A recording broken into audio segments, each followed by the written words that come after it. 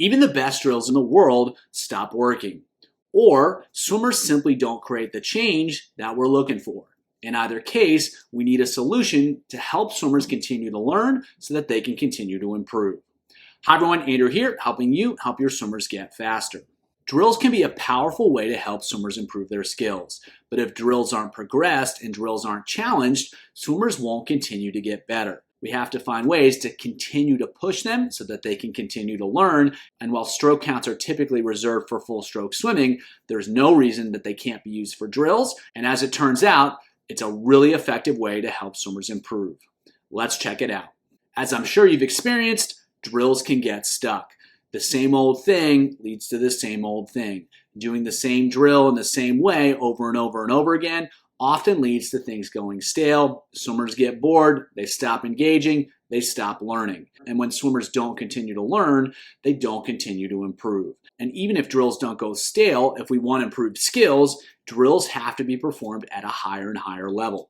The problem is that swimmers don't necessarily know how to do that. They may be stuck, they may not know what's next, they may not be able to feel what's next, and they have a hard time searching for a better way to execute that drill. And so rather than just hoping that they figure it out, if we force them to do something different with the drill, that's going to put them in a position where they can feel something different, where they can learn to execute something different, and that's when they can learn to get better. And a small request or asking them to think about something different, that's not a particularly strong stimulus. We need a strong stimulus, something that forces change in order to get change. And that is where stroke counts come in. If we add stroke counts to drills, we are going to get change. Swimmers are going to have to execute those drills differently. They're going to have to swim differently to hit specific stroke counts. And what's particularly powerful about that is if they don't hit the stroke count, they know they need to do something different.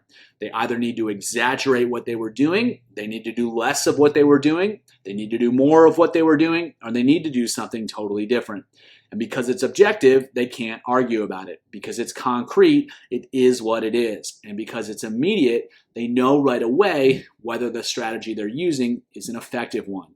And this allows us to push them towards more effective skills because we force them to do something differently, and they know, because it's objective and concrete, that something different needs to be done. And that is really powerful for getting them to swim differently, regardless of what the drill is. In terms of options, we've got four main ones. We can ask swimmers to use lower stroke counts, so they're going to have to spread out the drill. They're going to have to be bigger with it. They're going to have to move more water with it. They're going to have to execute better alignment to hit those stroke counts. We can ask them to go higher stroke counts, so if we want them to speed it up, we want to force them to do things more rapidly. That can be a really effective way to change their stroke count, and then we can also alternate between the two. So by forcing them to go low and then high and then low and then high, that helps them learn how to be really flexible with their skills and the ability to adapt their skills. We can also just ask them to be really consistent. So a lot of times swimmers' skills will break down when they start getting tired. Ask them to hit the same stroke count on the same drill over and over and over and over again. Now they're going to have to get really good at repeating a given performance, especially when they get tired. And that struggle to be consistent under fatigue is what's going to allow them to improve their skills. Now, how can you make this strategy even more effective? What are the details? Well, you can use it in combination with other strategies. So you can ask them to hit stroke counts while doing drills, but then you add resistance. Now they've got to better manage their body position. Now they've got to better manage the amount of propulsion that they create. You can use different hand postures like closing the fist or holding a paddle upside down. That's going to force them to learn how to use the arms more effectively during those drills, especially if they have to hit a lower stroke count. They've got to be really good with using the arms to create propulsion.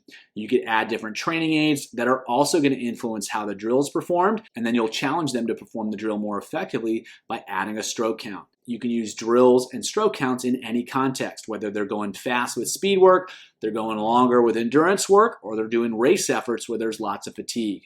And in all cases, it's critical to use the stroke counts for a purpose. What are you trying to accomplish with the drill? How can you magnify that outcome with stroke counts? So let's say we're doing breaststroke with dolphin kick and we want to help them learn how to hold a lot of water. We can add stroke counts and then ask them to hit lower stroke counts so that they have to learn how to hold more water with each and every pull. We can do the same thing with 2 kicks, 1 pull in breaststroke. Each kick, They've got to be better with that if we add a kick count to it. So having a clear purpose is really important, and whatever you're trying to accomplish with the drill, you want to use a stroke count strategy that makes it more likely that you'll accomplish that goal, or that you'll accomplish that goal at a higher level.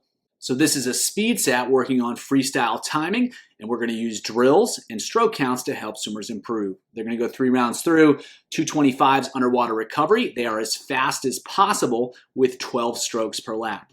And then they're going to go 225s over under freestyle as fast as possible with 12 strokes per lap.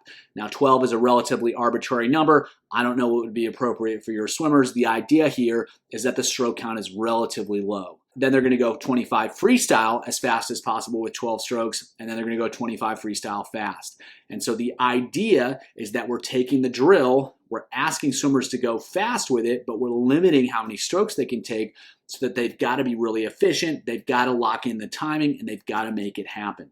Each round will give them another stroke, so the second round will be 13, the third round will be 14, and they should be going faster because they have access to more strokes. So it's a great way to use the drill, challenge them to execute great timing, and learn how to execute that great timing while staying really big. If we just put the drill in there and we didn't add speed or we didn't add the stroke count, there's not going to be a whole lot of change. But now we've given them a really specific challenge, and we're working towards a specific goal of helping them execute their skills better when they're going really fast. This is a butterfly set working on 2 specific skills. In the first half of the set, we're going to help swimmers learn how to hold a ton of water. The second half of the set, we're going to help swimmers learn how to be more aligned as they move through the water. And you can repeat these 2 sets as many times as you'd think appropriate. So they're going to go 425s power pulls with upside down paddles. They're going to descend those 1 to 4 at the same stroke count. So the purpose of this drill is to help swimmers learn how to hold a lot of water. And by asking them to descend at the same stroke count, they need to learn how to hold more water to go faster without increasing the stroke count. So the stroke count requirement makes the drill more effective. And then we'll go 350s butterfly. We're going to descend those 1 to 3 at the same stroke count. Same idea. We'll see if they can make it happen when they swim. And then they'll go a 50 butterfly where there's no stroke count restriction, and they'll try to go even faster. The next half of the set is done the same way, except now we're using butterfly with flutter kick to help swimmers swim really straight through the water. And on those descend ones, they have to figure out a way to pick up the rate to go faster, but they can't change their stroke count. And so what happens with a lot of swimmers in butterfly, they try to go faster, their body position gets worse. And so we're encouraging them, that we're requiring them to maintain their alignment so that the stroke count doesn't go up and they still have to go faster. Then we're going to go 350s butterfly, done the same way as above. They're trying to go faster without taking more strokes. And the goal is to stay focused on maintaining their alignment there in order to make that happen. Then they'll finish it off, 50 butterflies stronger, just like the first half. See if they can execute a really good 50 without worrying about the stroke count. Again, another way to combine drills and stroke counts to help swimmers improve their skills. This is a breaststroke set focused on improving their timing. We're going to use underwater breaststroke, which is really useful for helping swimmers naturally assume great breaststroke timing. And then we're going to go 2 pulls, 1 kick, which forces swimmers to separate the arms and the legs. And then they're going to go 2 kicks, 1 pull, which again forces swimmers to separate the arms and the legs, which is a critical aspect of breaststroke timing. Now in this set, the first piece, they're going to take 1 less stroke per 25 on the drill and then do the same thing with the regular swim. So we're changing their timing a little bit. We're forcing them to spread it out.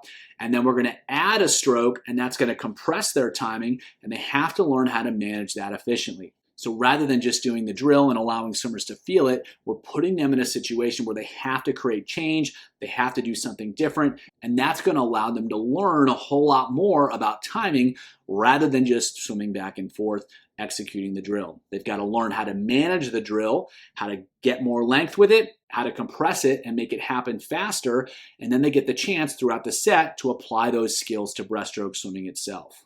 And so by using the stroke count, we're forcing change. We're forcing them to interact with the drill in a way that's going to help them learn a whole lot more than if we just had them swim back and forth. If you want to learn more about how to use drills and how to challenge drills in order to make them more effective, check out the video below.